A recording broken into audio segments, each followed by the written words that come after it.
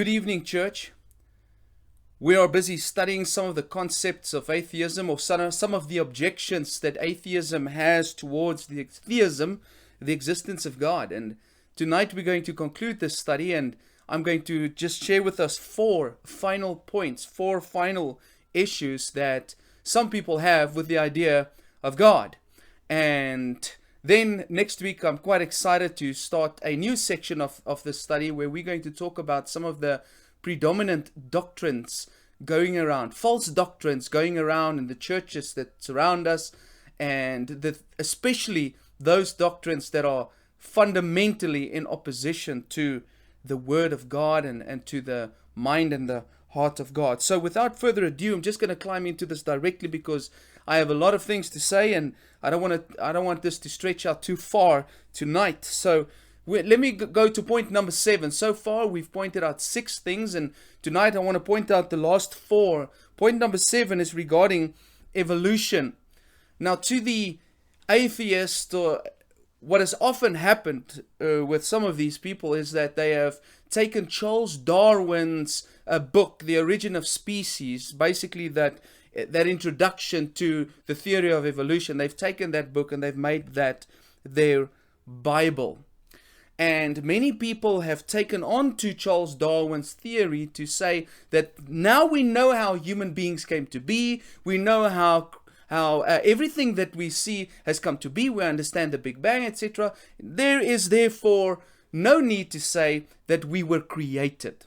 The idea of creation is not necessary because we know now how life on earth has come into existence. I'd like to propose to you today that if evolution is true, it is more evidence for God than against God.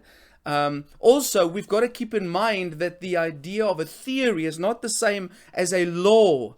Okay, the theory of evolution is not a law. It's not a smack bang perfect science. Everything hasn't been figured out. Now, let me just give us a definition of what a theory is. A theory is a group of linked ideas intended to explain something. A theory provides a framework for explaining observations. It is a set of beliefs or principles that might not be proven yet, and many of the explanations are based on assumptions. So it's not a black and a white thing, like, for example, the law of gravity. I can go outside my house right now and I can prove the law of gravity. I cannot go outside my house right now and prove the theory of evolution. So Arthur Keith said, evolution is unproved and unprovable. We believe it only because the only alternative is special creation, and that is unthinkable. Now, I don't take Arthur Keith's statement exactly the same way as he sees it. I don't agree with him 100% because people who believe in evolution, they don't necessarily base their belief just on the fact that the alternative is too unthinkable. No. There are some great evidences for evolution that really does make sense, and we've got to acknowledge that, especially as Christians. But one of the things that this statement does point out is that most atheists, they prefer any alternative than God. And we've already spoken about exactly why that is. So I'm not going to talk tonight, when we talk about evolution, I'm not going to talk about the pros, the proof for evolution, the proof against evolution, or the proof for creationism, etc. No, I'm going to assume that most of the people that we meet that don't believe in God, they already believe the theory of evolution as taught in schools is 100% accurate. They take that on as their worldview. They believe that to be true. And so I think we need to meet them where they are at. So let's assume for the study tonight that evolution is true. Okay. Allow me then to remind you of the research and this book that was written by Barrow and Tipler, which is called The Cosmological Anthropic Principle. And go check out that book if you like reading these types of things. These are physicists, and just to remind you, for in case you didn't listen to the previous lesson or you can't remember, they suggest that there's 10 steps in the process of human evolution. And listen to this. Each of these steps are so improbable that before it would occur, the sun would have ceased to be a main sequence star and incinerated the earth. Now, if you consider all the calculations that they make, it becomes very apparent that evolution is very improbable. And that means that for evolution to take place to the point where it is now, and the sun is still shining, it is literally a miracle. If evolution is true, it is a miracle, and therefore proof for the existence of God. For evolution to work, there has to be mind behind it. And this is one of the problems that I think many atheists sit with.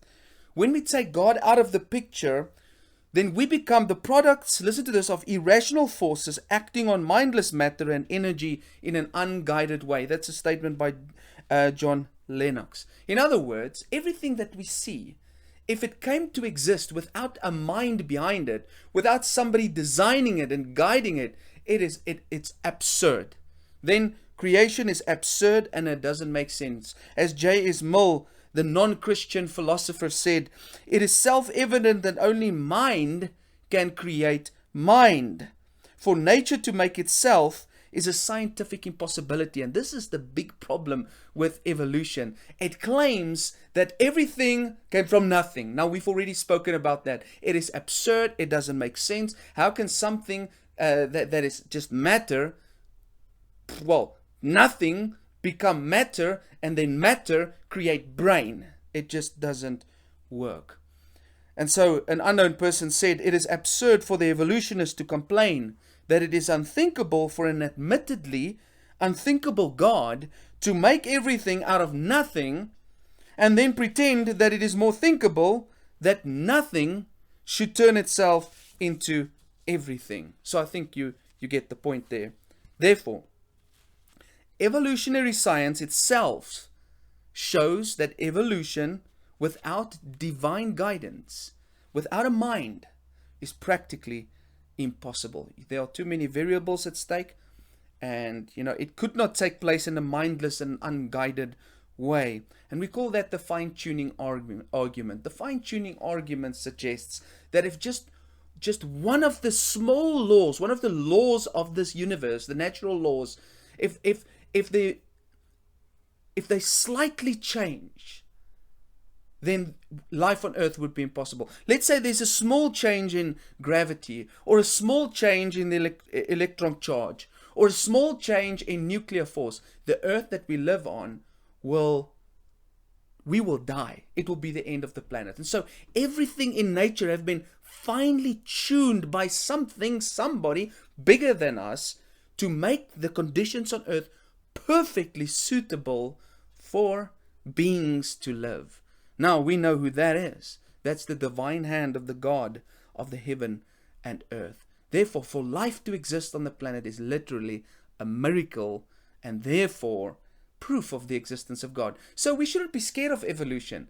Evolution cannot and has not disproved the existence of God. It does the opposite. Evolution proves the existence of God. Because the theory of evolution cannot make sense unless there's a mind behind it, and the theory of evolution cannot even become a reality unless there's a divine hand involved in the process of guiding the evolution from one species to another. So let's settle that. That's just a very broad summary of why we can trust that God created everything, that He's involved in the process from beginning to end. There's an eighth objection that many people have brought up, and that's the idea that Jesus is a myth. You see this all over the internet. There's a movie that went about called Zeitgeist, which promotes the idea that Jesus wasn't a real figure, or he was a myth. He wasn't a real historical figure. Now, to the dismay of many people who promote that on the internet, this is simply not the truth. Now, you can believe that if you want, but there's no evidence for that. Most scholars who take history serious, who take ancient documents very seriously, have concluded that Jesus is a real historical figure. And I'm going to give you some information in a follow-up point as to why we can believe that Jesus was a real person. Not only do we have thousands of copies of the New Testament attesting to it, but we have people outside of Christianity confirming what Christianity says. Josephus, for example, wrote about Jesus. He was not a Christian. He was a Jewish historian. He wrote about Jesus from a secular perspective. We've got about 10 sources outside of the Christian sources, outside of the Bible, that confirm that Jesus was a real person that really lived. So there's no debate among scholars that Jesus was a real person that really lived. But this fact does not negate the other attempts that people have made at discrediting the Jesus story, the Jesus narrative. Some people have claimed that before Jesus actually came to the earth, there were other myths of other gods and their sons that predated Jesus. Like thousands of years before Jesus came, there were these myths and these stories in Greek culture and in Egypt that had a very similar storyline to that of Jesus. I can give you some examples: Attis, Horus, Krishna, Dionysus, Mithra. And some of these have been born on the 25th of December. We know that's not the case in Jesus. Born of a virgin, that these gods, they were crucified as well. And they were also resurrected after being in the grave for 3 days. And there's many other details that can also be linked together. And so some people would say, see, before Jesus was even on the earth, these cultures and these religions, these pagan religions, they already had similar stories to that of Jesus. So the story of Jesus was copied from all of those Greek and Egyptian myths. But the problem is this, that when you go look at those sources that many people who want to discredit the Jesus story, when you go look at those sources, the original sources, you find something very interesting. There is very little similar to the life of Jesus. And so the comparison is horrible. Let me give you an example. Mithras, one of the big ones that people point out, Mithras was born of a rock, not a virgin. He didn't have disciples like Jesus. He didn't sacrifice himself. He sacrificed a bull. And we don't know anything about his death. How does that compare at all to Jesus? These pagan gods, we also got to keep in mind, like for example, being born from a rock. These were not real historical figures. There's no record of these gods really existing on the planet. Yet we do have evidence that Jesus really existed on the planet. So it's really far-fetched to compare the Greek mythology with Jesus, the Jesus story. And what many people don't know who spread these stories around in the internet is that these ideas of Jesus being a copy of pagan myths comes from late 1800s German school called the History of Religions School. And they started to compare the Jesus story with other Greek myths in order to discredit the Jews. This school, by the way, has come to an end. Nobody takes that serious anymore. You see, you cannot interpret the life of Jesus through the lens of pagan mythology. You know why? Because Jesus was a Jew. And if we are saying that this story of Jesus was made up by the Jews, it is practically, basically impossible. Because why would a Jew go steal specifically from pagan religions their God ideas and implementing it and creating their own story from pagan ideas? It's just not going to work, because the Jews were 100% vehemently opposed to any pagan ideologies and would not include that in their own religions. They would never copy the ideas of pagan religions. But even if these pagan myths are similar, have similar details with the story of Jesus, does that prove that the story of Jesus is not real? Let's use a test, for example. I want you to think about a boat that they said would never be able to sink, and it came from Europe on its maiden voyage. It went across the Atlantic. It hit an iceberg. It didn't have enough lifeboats, and many people died. The ship sank. What ship am I talking about? You would assume this, by the way, I heard from Frank Turek, which was quite cool. You would assume I'm talking about the Titanic, right? But that's not what I'm thinking about. I'm talking about the futility. The futility was a book, a novella written by Morgan Robertson in 1898. 14 years before the Titanic sink, this book was written. And that's the story of the futility. So you have a book written that's basically the same as the Titanic. Is the one a prophecy of the other? And the fact that there was a book written, does that mean that the Titanic didn't really sink? Hope you get the point where I'm going with this. You don't discredit the newspapers and the stories and the eyewitnesses of the Titanic sinking and saying, no, it couldn't have happened because there was this book written in 1898, 14 years before the Titanic. And therefore this book discredits the real event. No. It doesn't work like that. And that's exactly the story with these myths and with Jesus. You can't say because these Greek myths said certain things that seem similar to the story of Jesus means that Jesus now never existed. Just because there are similarities doesn't mean the one was borrowed from the other. I would like to submit, though, that we shouldn't ignore these pagan myths when we read the story of Jesus. What if these pagan myths were actually pointing forward to the events of Jesus' life? Think about that for a moment. What if these were prophecies? I mean, we often read the Bible and we think that God doesn't operate outside of the sphere of his people, that he doesn't work in the pagan mythologies of the world. But what if he does? I mean, there's some evidence in the Bible. Consider, for example, the wise men who came to Jesus' birth. Who were they? They were religious people from a pagan cult called Zoroastrianism. They were worshipping the stars.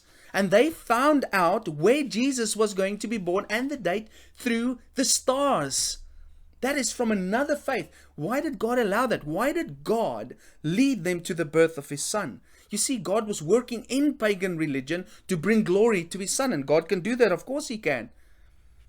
What about the 10 plagues of Egypt? Those plagues, the frogs and the gnats and all of those things. Those were specific judgments upon the gods of Egypt.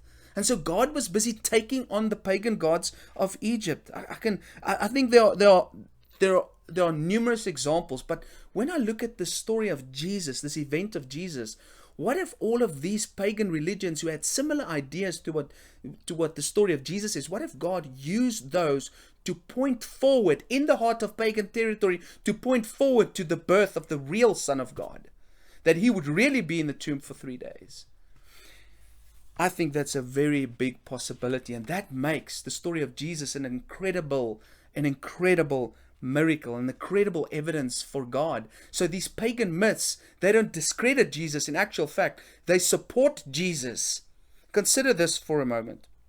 Usually there's a historical event, and then people, as time progresses, they elaborate on that event. They make the event bigger than it was. Like, for example, Hercules. He picked up a big stone and he threw it 10 yards. In 20 years' time, the story has evolved. Now he threw it 100 yards. In 200 years' time, and so the myth develops from the historical event. People over time blow up the amazing things that have taken place in a real historical event. But here's the thing about Jesus. The myths existed before the historical event. Think about that for a moment. The myths of these different gods, being born 25 December, being in the tomb for 3 days, dying, being crucified. None of them actually were crucified. All of these ideas were in the minds of the pagans before the historical event. So, it cannot be that these myths are a result of a real historical event. No, Jesus fulfilled even, I think, the pagan myths, and therefore a evidence for God. So the myths were first, and then the historical event took place. It is this uncommon fact that makes the event of Jesus more remarkable and true. Myths cannot create historical events, except if those myths were divine prophetic proclamations, which we can claim is the case with Jesus. Then there's point number 9, 2 left. The place that you are born determines your religion. It's a very valid question that I think many people have asked before. What happens to people who've never heard about Christ? And what about those people who grow up in a country that has got a dominant faith? Like, for example, if I'm born in the middle of Iraq, will I then never know Christ? And is that unfair? I think these are valid questions. But there's a genetic fallacy involved here to assume that because you're born in a Muslim country, you're going to be a Muslim. That's simply not the case, is it? I mean, Iran, one of the greatest Muslim countries in the world, they've got a lot of Christians inside there. We can talk about America. America is basically a Christian country. I think it's ingrained in American society that Christianity. Yet, how many atheists are there? There's thousands of atheists who don't believe in God. How many atheists are there who's got Christian parents? How many atheist parents are there who's got Christian children? You see, just because you grew up in a Christian house doesn't mean you're going to be a Christian. So we cannot really claim that to be true. Because you're born in a specific place in the world, therefore you are going to take on that specific faith or that specific religion. But still, we might say people born in Muslim countries, they have less of a chance to get to know the Christian God. And that might be a problem. The Bible claims that nobody can come to the Father except through Jesus Christ. And surely it looks like the place where you are born will make it easier or harder for you to become acquainted with Jesus Christ. It seems like God isn't fair about giving each person an equal opportunity to meet Him. After all, His word says that He wants all men to be saved. So why does He make it easy for some and not for others? And what about those people in the world who have never ever heard the name of Jesus? Consider a few scriptures. Acts chapter 17 verse 26 to 27. From one man He made every nation of men, that they should inhabit the whole earth, and He determined the times set for them and the exact places where they should live. God did this so that men would seek Him and perhaps reach out for Him and find Him, though He is not far from each one of us. Now this text is quite clear, isn't it? God determines the geographical location and the date of each individual's existence so that we will be best positioned in time and space in order to get to know Him. And when we seek Him, we will find Him, since He's not far away from each one of us. We might then ask, but how can we seek Him if we don't even know about Him? I'm going to get to that. I just want to point this out again. So this is how it works. God has placed us uniquely on the planet. Whether you're in a Muslim country, a Hindu country, Christian country, He's placed you in a unique position so that you are in the best position to get to know Him, to get access to Him. But then the question is asked, but how can I know about God if I've never heard about Jesus? And that brings us to the following. Every person on earth has got access to God because God has revealed Himself. He has revealed Himself through what we call natural revelation. This is that God has planted evidence of His existence in nature. Number one, I'll read to you the text. Romans 1 verse 20 says, "For since the creation of the world, God's invisible qualities, His eternal power, and His divine nature have been clearly seen, being understood from what has been made, so that men are without excuse." Nobody can come to the end of this life and say, there's no way that God exists. That's why even the atheist, even many atheists would claim, look, if I'm really honest, I think there must be something. There must be something. You can't deny that. And since every person, regardless of where you are born, is in God's nature, means that every person has got access to God. Nature tells us that there must be a God. Go read Job chapter 12 verse 7 to 25. Job says, okay, you don't believe me that God exists? Okay, go talk to the cows in the field. They will tell you that God exists. Go ask the trees. They will tell you that God exists. But apart from the idea that God is in nature, we must also keep in mind that there's a moral law imprinted in our hearts, according to Romans chapter 2 and verse 14. We call it the conscience.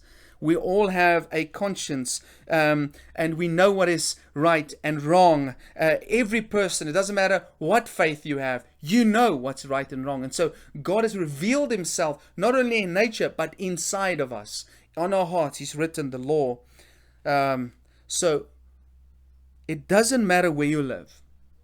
If you ignore your conscience and you ignore the testimony of nature around you, then you ignore God. But if you admit the existence of God and you submit your conscience, you demonstrate to God that you seek Him, and then He will be found by you. We must remember that God will judge us based on what we know, not based on what we do know. So this is how I understand it works. If you have any inclination of seeking God, He's going to send somebody to you, and you will hear about Him. That is why missionaries have gone all over the world. So how does this prove God exists? Well, here's one of the things based on this statement. If the theory is true that if you're born in a Muslim country you can't get to know the Christian God, then why are thousands of people in Iran turning to God, where Christianity is basically illegal? Why is it that in countries like Iraq you have thousands of people coming to Christ? Why is it that places like Thailand, where Buddhism is reigning, thousands of people are getting baptized into the name of Christ? Why is it in China that the fastest growing Christian movement is there, in a pagan country? If it was true that if you're born there you won't get to know Christ. No, the vast populations of the planet where people are not reached or where people are lost, those people simply will be judged by God fairly, but those people, I believe, simply just hasn't opened up their eyes and ears and their hearts to the Creator of the universe so that He could reach out to them. He's not far from each one of us. Lastly, I'll try and not spend too much time on this. The greatest objection probably that people have, or that they go seek out in order to discredit the faith that Christians have, is the Bible. The Bible. I mean, that book contains miracles. Yeah, right. I mean, miracles don't exist. It talks about a guy who lived 2,000 years ago and died on a cross. Yeah, you don't have evidence for that. You know, in that book, that was written by men. And, you know, people make up stories, and so it must be fallible. Well, ladies and gentlemen, the Bible was written by men. It's not like the Quran. It's not claimed to fall out of heaven. It was written by men. Maybe, let me state it correctly. The Bible was written through men, by God. 2 Timothy 3:16 says the Word of God is God-breathed. All Scripture is God-breathed. We must also take note that the Bible is actually not a book. Okay, it's not a book. It is a collection of books. It is a collection. It is a library. 66 books in all.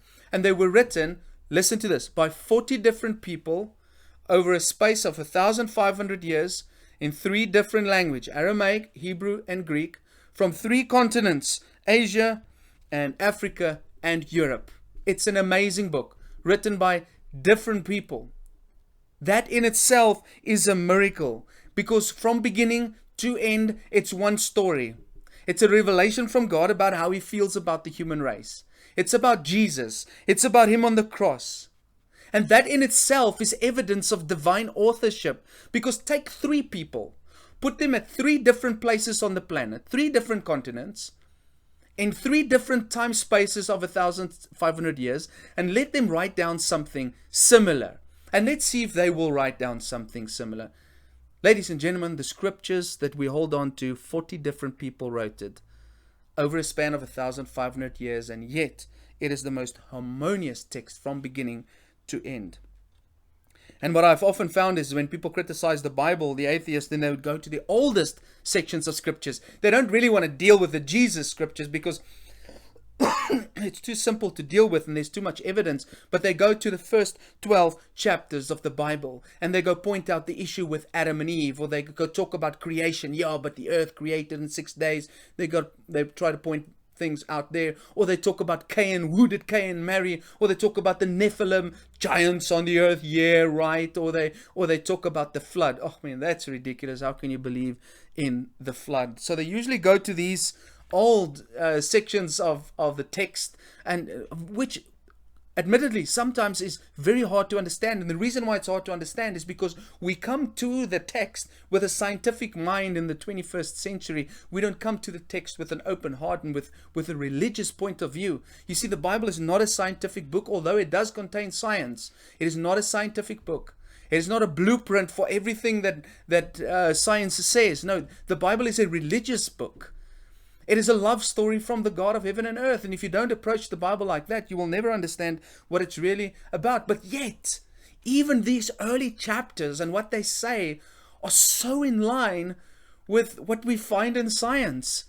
It was only a few hundred years ago that the human race found, well, that science found out that the universe had a beginning. We spoke about that already. The first verse in Genesis chapter 1 says, in the beginning, God created the heavens and the earth. We are not in an eternal universe. Let me use another example. Adam and Eve. They've recently discovered, and through genetic studies, that the whole human race comes from two people, a male and a female. Wow, that sounds like Adam and Eve, doesn't it? Science agrees that the whole human race comes from two people. What about the flood? Great criticism that people have of the flood. And it couldn't have happened. It never happened. Ladies and gentlemen, there are more than 200 flood stories from different cultures across the world, from China to the Americas, to the Middle East, to Europe, to Africa. Flood stories, more than 200 flood stories situated, embedded in these cultures. Yeah, there's a lot of evidence for the early chapters of Genesis in the world where we live. So the atheist got to be careful to discredit that text, but I want to say to you and me, we can just believe in it. We can go into the Old Testament further and look at the archaeological evidence that confirms so many of the facts in the Bible. Yes, many things haven't been discovered, but nothing has been discovered that discredits the historical accuracy of what we find in the Bible. Apart from that, hundreds of prophecies have been fulfilled by the Old Testament. Daniel, who lived 600 odd years before Jesus Christ, he made prophecies about what the kingdoms of the earth, who the kingdoms of the earth would be. And now we can sit back and see who it was, that it started with the Assyrians, then it moved on to the Babylonians, and then the Persians came, and then the Greeks came, and then the Romans came. And within the Romans, the kingdom of God exploded. And so we see the confirmation of these prophecies take place in the events of world history. Not even to talk about the prophecies of Jesus. When we look at Isaiah and some of the Psalms, we can point out, the texts predicted hundreds of prophecies that are basically impossible to fulfill unless there was a divine mind part of the process. Now, I don't have time to go into all of those prophecies, but there are hundreds of them that Jesus fulfilled, from the place where he was born up to the crucifixion and what would happen to him on the cross, even with what he would say on the cross. Go check out Psalm 22. The Old Testament describes various scientific truths that were pre-science. For example, while scientists believed the earth was flat, the Bible claimed that it was round in Isaiah 40 verse 22, and that it is suspended on nothing, Job 26 verse 7. How could they know that? How could they know that? Before oceans were explored, the Bible knew about the valleys and the springs of the sea. Psalm 18 verse 15, Job 38:16. I can give many, many such examples. But what about the New Testament? Can we trust the New Testament? And I'd just like you to hold on another 2 minutes.